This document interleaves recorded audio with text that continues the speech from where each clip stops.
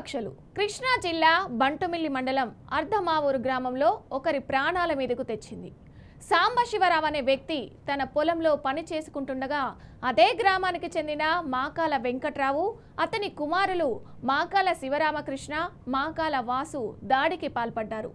విచక్షణారహితంగా కత్తులు, కర్రలు, రాడ్లతో దాడి చేశారు. చనిపోయాడనుకొని వదిలేశారు. విషయాన్ని ఆలస్యంగా గుర్తించిన స్థానికులు కొన ప్రాణంతో ఉన్న ఆ వ్యక్తిని ఆసుపత్రికి తరలించారు. త్రుటిలో ప్రాణాపాయం నుంచి బయటపడ్డ సాంబశివరావు తనకు జరిగిన అన్యాయాన్ని వివరించాడు. ఇష్టానుసారం దాడి చేసి తనను చంపేందుకు ప్రయత్నించారని ఆరోపించారు.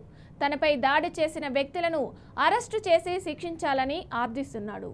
పనిచేసుకున్నట్టు మాకాల వెంకట్రావు వచ్చి చూసి ఇవాళ నీ సాగు నా చేతిలో ఉందని ఇంటికి వెళ్ళిపోయి వాళ్ళ పిల్లల్ని ఇద్దరిని మాకాల వెంకట్రావు, శివరామకృష్ణ, వాసుదేవరావు ముగ్గురు కర్రలను రాడ్లు ఇచ్చుకుని వచ్చి అమంతంగా నా మీద దాడి చేసి